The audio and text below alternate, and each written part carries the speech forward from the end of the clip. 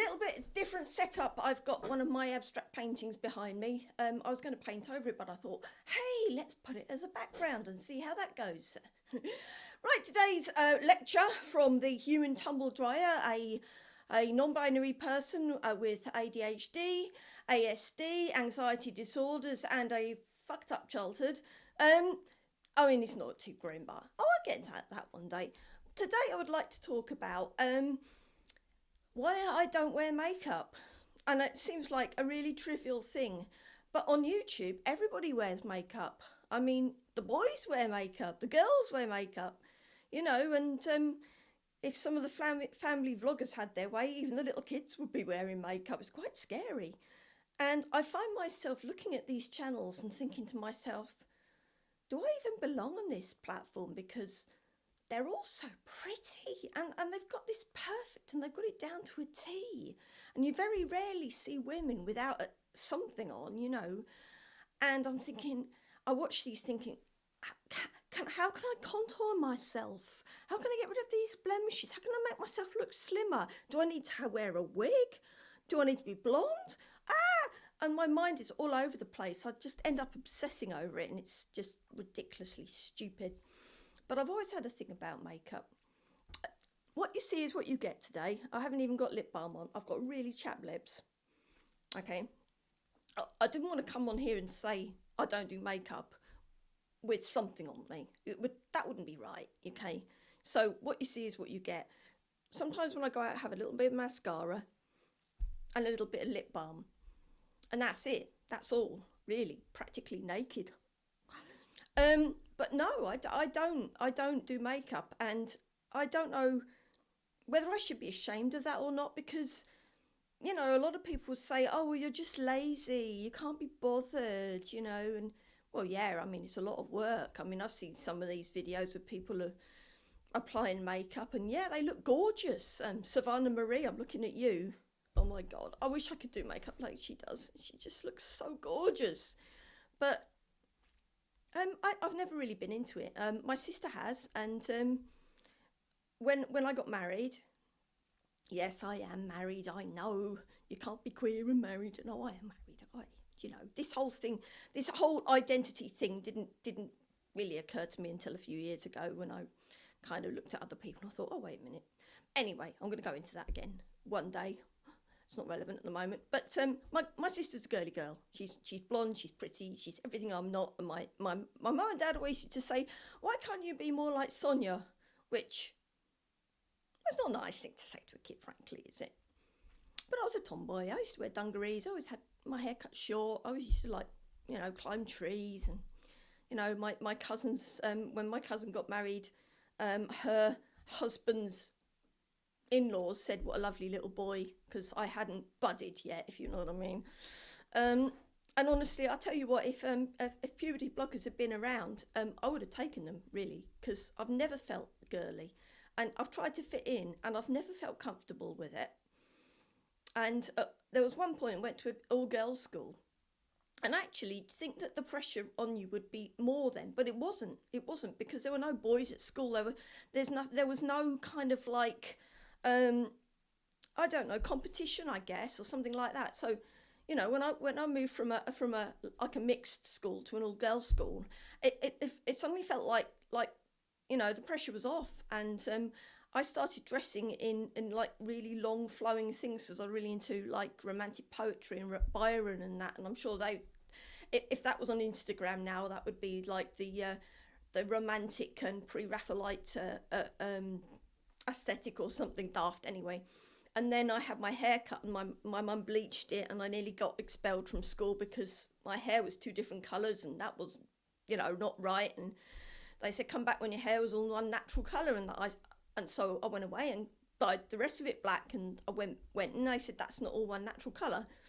And I said, well, it kind of depends, you know, who you are, because like there's plenty of people in my year group who've got naturally black hair, and they had to kind of admit that yeah, black was a natural colour. Maybe not for somebody who's white and Anglo-Saxon like me, but I couldn't do anything with it by then. You know, I'd done what I could. And my friend Justine, who was Ethiopian, and she had like very afro hair, which wasn't, you know, she didn't like it, and she tried to grow it out natural, and it never really worked. And so she had braids put in, and they tried to tell her to take her braids out. And so me and Justine were like two sides of the same coin. We were best buds. She was black, I was white, but we still had the same kind of issues. And I know that's a terrible thing to say, you know, because Black Lives Matter and all of this, but I mean, she was quite privileged. She had, you know, her mum and dad were quite high government officials from somewhere or another. Most of the people in my school, when I went to private school, had some sort of really privileged upbringing, and because of that, actually, we had lots of different races in, more than we would have had at a state school. So when people say, "Oh, you went to a private school, you must be so sheltered," then no, not really. And I actually nearly learnt Cantonese and things from some of the kids there. So no, it was good. It was good. But what I'm trying to say is, I never felt pressured into putting the slap on. And we used to go for girly days, nights out, and sometimes we used to wear a mini skirt and a boob tube because it was the 80s and that's what you did. But I never kind of like went mad with the makeup, and so I've now got used to having that on my face, and so if I have to put someone like for a special occasion, it feels like I'm walking around with cling film stuck to me. It's disgusting. And I thought, am I just being picky? And then I realised that it might be a sensory thing, because when I had ASD in my diagnosis and I went through all the different things about sensory disorders and things like that, about what people found awful and what people didn't find awful and things like that. And there were so many different things, certain foods that I couldn't eat, certain clothes I couldn't wear, certain shower gels, why I can't have long hair because it really irritates me. And then the makeup thing, and I thought, oh, that's interesting. In a way, it kind of gives me a sort of like a get out of jail free card for not bothering, which that sounds awful. But on the other hand, you know, I'm now 50 and my skin is pretty good. And my sister, who's younger than me, is always wearing makeup, and her skin is kind of a bit ravaged. And I don't know whether that's because of the makeup that she puts on, or all of these gunks and things that she always had, and she was, you know, or that she had children. But I drink more than she does. I drink more alcohol than she does, and I think I look better, frankly. But yeah, like I said, it could be just from having children, all the worry of that, and maybe my genes are just weird. But I wonder whether the whole sort of shape of my face and my body, because I've got a broad body, and you know, I look fat even when I'm not fat. It's ridiculous. But I wonder if this whole sort of like you know, the way that my genetic makeup, or my kind of like the way my face is and the way my hair is, and I've got a huge overbite, and I've had loads of dental work done, and it's still not right. And honestly, the best thing they could do is like break my jaw, bring it forward, and shave a bit off. But I wonder if this is all part of the same thing that caused my neurodevelopmental delay or disorder, or whatever you want to call it. But I can make the best of what I've got, you know. And if you see me on other videos, I honestly don't look that gaunt, really, for someone who doesn't wear makeup. I think I'm doing all right. The only thing that I'm a little bit worried about is my wrinkly hands, because I spend a lot of time in the garden, and you know, I don't know whether I should have put cream on them or not, but I like going out and, you know, messing about with plants and shit. So it is what it is. And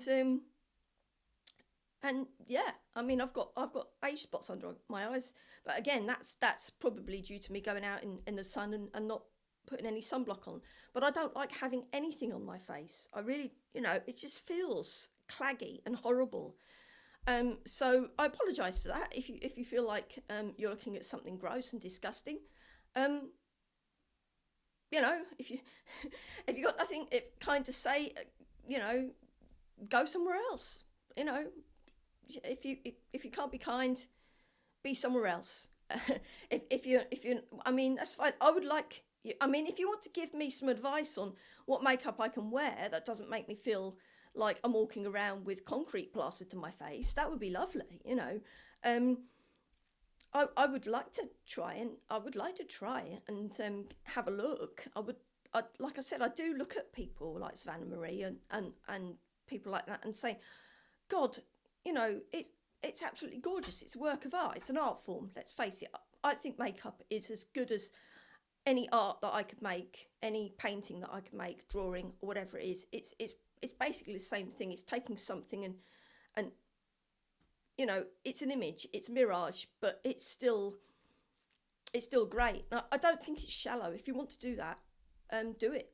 But I'm a little bit worried that there's not enough women on YouTube that aren't wearing makeup, or sort of non-binary people like myself who aren't wearing makeup. And so I looked at what was trending on YouTube, and I think the first 20 videos or something were all men doing macho things. And then a little bit further down, you've got the pretty girls. And then, so where am I? I'm pretty. I mean, honestly, I just wonder why I'm even doing this shit, to be honest, because, you know, I'm not macho. I haven't got a big house. I haven't got makeup. I haven't got youth and beauty on my side. I've got cats. You know, if you want to have a look at my cat channel, Pablo and Friends, if you don't want to look at my ugly old mug anymore, you can go and check out some cute cat videos on Pablo and Friends. I'll leave a link somewhere. But I think it's interesting to talk about aesthetics and things. And there's a lot of people who have come out and say, oh well, Instagram and YouTube and all of this is so fake, and yet they will collab with pretty young blonde girls. And I'm thinking, look, do you really believe what you say, or are you just saying that because you think that's what you ought to say because, you know, ethics? And I would say, if you really believe that there are too many fake people on YouTube, I would say practice what you preach. And if someone comes along and says, can I collab with you, and they're not pretty, just try it, because, you know, we might be a lot more talented than you might think. In fact, I saw a brilliant video earlier, and I might put that in a link in the description as well, about can only beautiful people be talented? And I thought that was great, actually. It kind of like was a story about Susan Boyle, but it was a bit more than that. It was great. It was really great. And I've tried to do amateur dramatics and improv and stand-up and singing for years. And I don't seem to get into any kind of like auditions, or if they put me on stage, they put me right at the end, so that, you know, they put all the pretty people and put me right in the end. You can see that on the Eisteddfod video that I was in, and the BBC Cymru. Thank you. God, that was a time. Oh.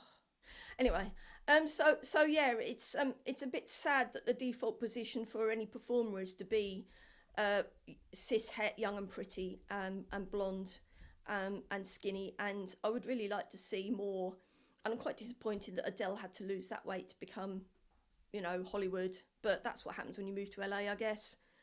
I don't want to give her hate. You know, she did what she had to do, but I really liked the way she looked before. And when she did come out, you know, when she burst onto the scene and she was like chubby, and it was lovely. It was lovely. It was the way girls should look, you know. And she was so down to earth, and it was lovely. And now it feels like that was just a flash in the pan, and it's all gone back to being superficial and horrible and disgusting again.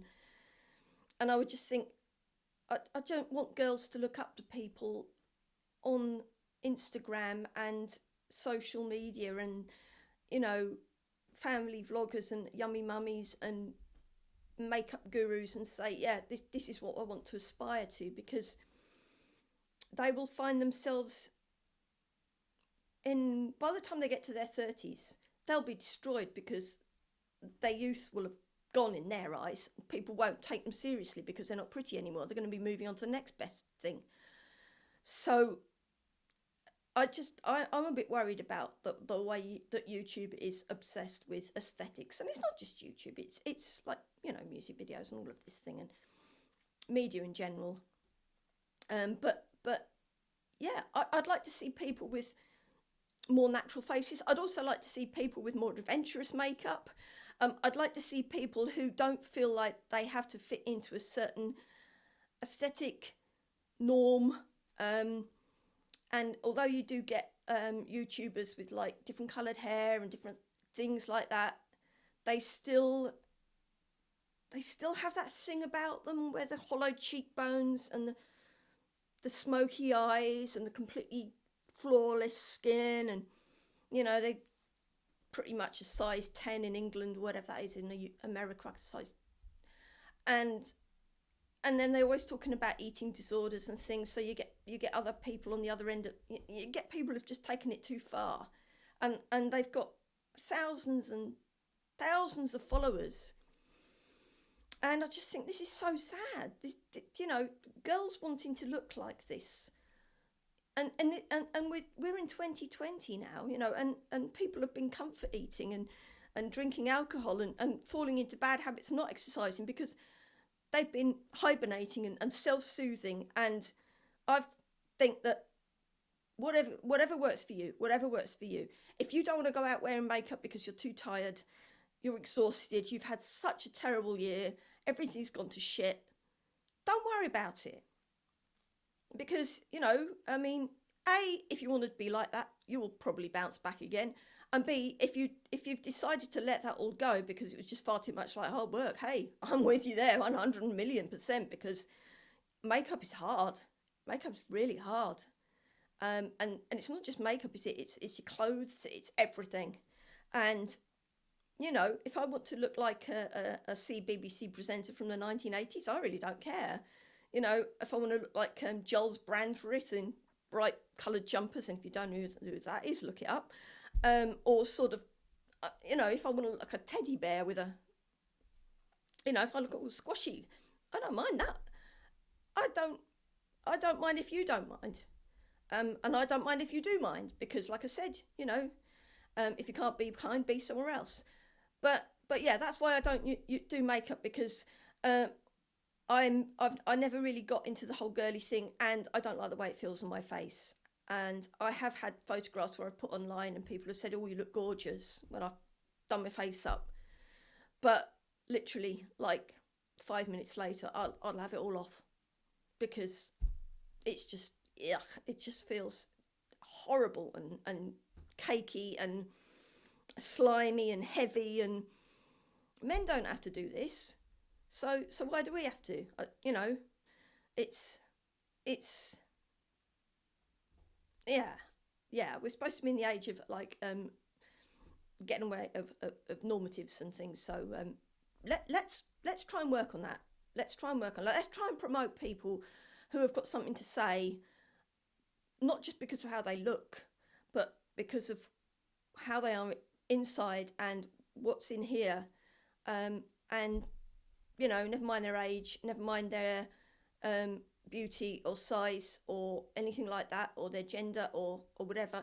Let's listen to people's real stories. Let's stop glamorizing shells, empty shells of people. Let's stop doing that, because it's not good for them, because they won't be happy in the long run. It's not good for us, because we're trying to attain an ideal that we can't match up.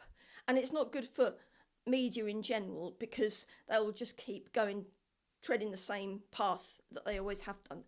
So let's try and take a little bit of a wider view. And if you get to see someone on the radio if you see someone on the radio, that'd be quite clever. If you see someone on the television, on YouTube or Instagram or anything like that that's not wearing makeup, please don't call them ugly, because that's not fair. It might be that they just have this sensory issue where they simply can't wear makeup, or they just can't be bothered. But either way, it's none of your goddamn business.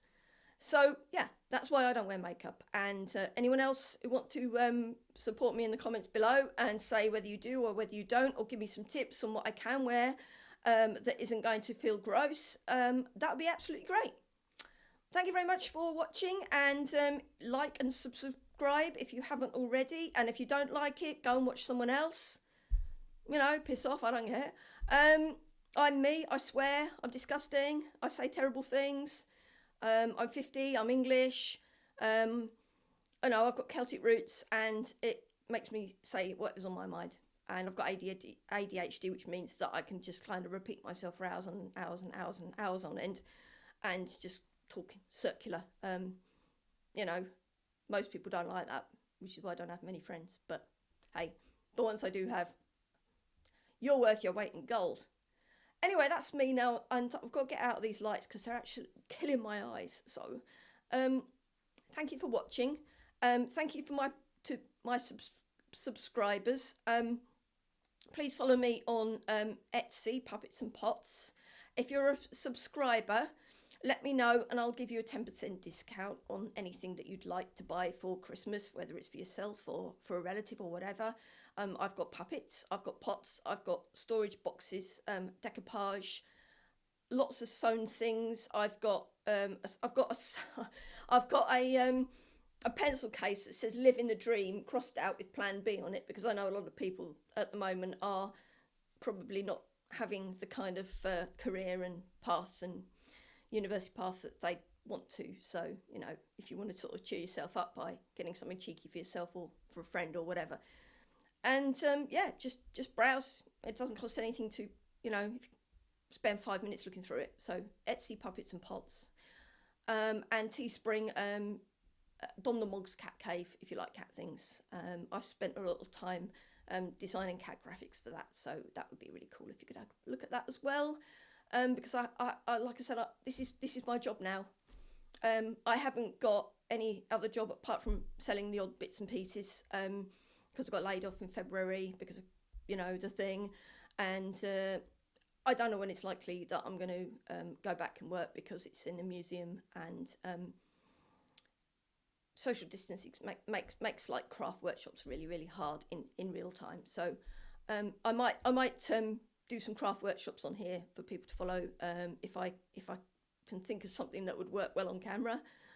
And yeah, stay cool, stay fruity. Yeah, be kind.